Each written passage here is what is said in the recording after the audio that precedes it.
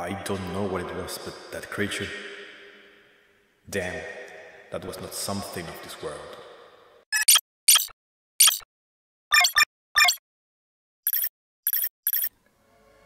This is one of those stories you wouldn't believe unless you live it. I wouldn't have if it hadn't happened to me. I was still in high school in my last year. Those were the days when I had nothing in my mind that would worry me.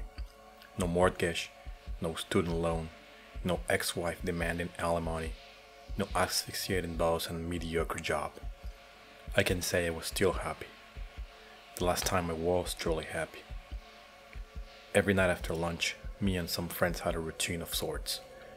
We used to meet at a park about half a mile from home and talked until very late. Weekdays until 10 or 11, but on weekends it was until 2 or 3 in the morning. I used to live in a town that was quite safe, and even minor robberies were scarce.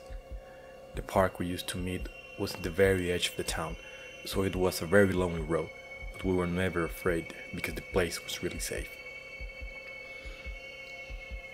I usually went with one of my friends who lived next door. It took us around 20 minutes to arrive to our destination, but since we always were talking all the way, it seemed less. That particular night, he left way before me because dinner wasn't ready when it was time to leave. It was Saturday and I knew we were going to be late, so I decided to stay and wait for dinner. When I left, it was about 10 to 9 o'clock. Still early in the night, but I was late for my usual departing time. I walked with a steady pace, trying to arrive as quickly as I could. I didn't want to miss a lot of time because my friends were already there and were surely having a great time without me. It was a chilly November evening. Autumn was already upon us. It was windy and the weather was way cooler than it should have been. I could swear it felt like mid-January. As I walked more and more in this cold evening, it started to become foggy. It was normal for this to happen at this time of the year, especially since off the left side of the road was the town and on the right side was a huge forest. But I could still not believe my luck to have such a bad weather while walking alone. As I progressed, I started to hear a sound behind me. I turned around several times, but the only thing I could see was a dog trotting behind me. It was a huge one that looked like a wolf. Probably a husky or a malamute, but nothing more. I stopped and turned around to face it, but it stopped too as soon as it saw me. It bared its teeth at me and stared, while it growled for what like seemed ages.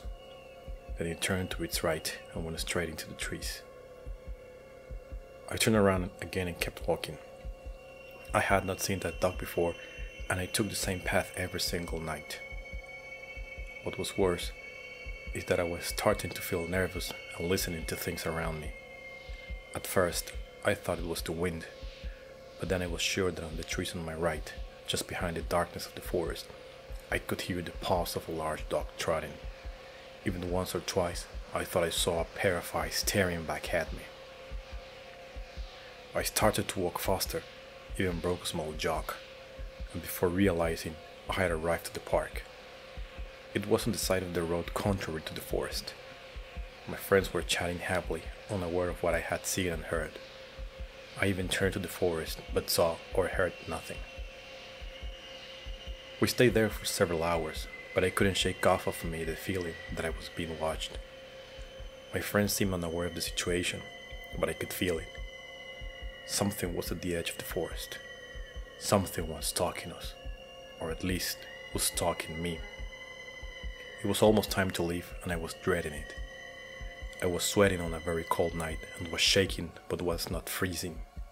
It was an irrational fear that had taken over me. One of my friends saw my strange behavior and asked me what was going on.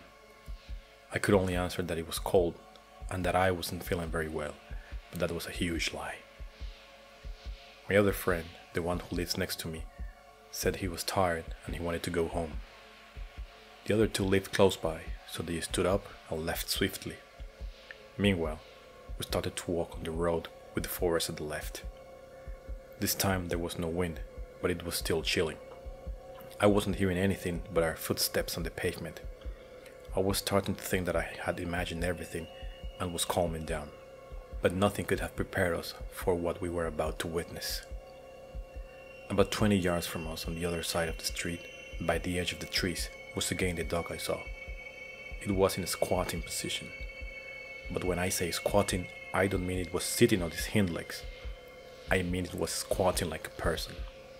It was eating something, probably a rabbit. I don't know, but it was holding it in its paws. This was extremely out of place because for a dog to hold anything between its paws that way, it must have had thumbs.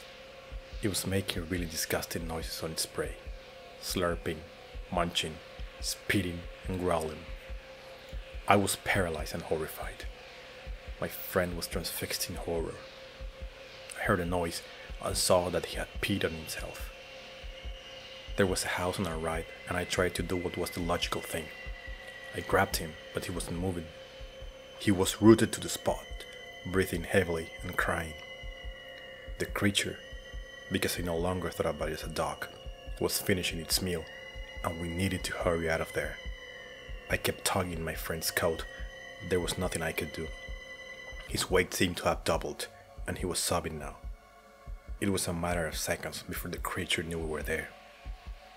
Just as I was thinking that, the creature stopped its disgusting noises. It dropped the bones its teeth held in its paws and turned its head around. It looked sideways and stood up. Yes, it stood up on its hind legs like a person. When I saw it before, I thought it was a Malamute because of its size, but it was way huger. Its hair was grayish and had yellow eyes. From its snout, blood was still dripping, and evidently it had thumbs on each paw. It started to sniff the air and walk towards us. Perhaps it could feel our fear, because with every step it took, its eyes widened as if it was getting more excited. Slowly it lowered itself and stepped on all fours. Then it got into a position ready to leap, growling and baring its teeth. I was no longer trying to pull my friend. I was just as scared as he was. I knew I had no chance and that we were going to die. The creature lowered its head and lunged towards us. I closed my eyes, ready for the worst. Then I heard the sound of tires screeching and the horn of a car with a low thud. When I opened my eyes, I saw a car in the middle of the road with one of its lights and the hood damaged. My friend and I fell to the ground and he passed out. A man came running from the car, asking if we were okay.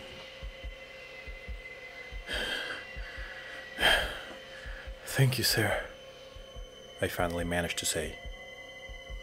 "You saved us." The man was pale as a sheet of paper. "What happened to you kids? What was that?" he said. I looked at him horrified. He had seen the same as we did. "Look kids, I saw it too. That wasn't a dog. I don't know what it was, but that creature... Damn, that was not something of this world." I stood up and helped my friend. Then we tried to move and go home. The man offered to take us home, to which we agreed. When we were about to get into the car, we saw a small patch of blood exactly where the car had crashed against the creature, and a thin thread of blood going into the forest. If you reached this far, please give us a like, consider subscribing, activate notifications, and follow us on social media. Soon, we'll be back with more Inside the Cleft of Dimensions.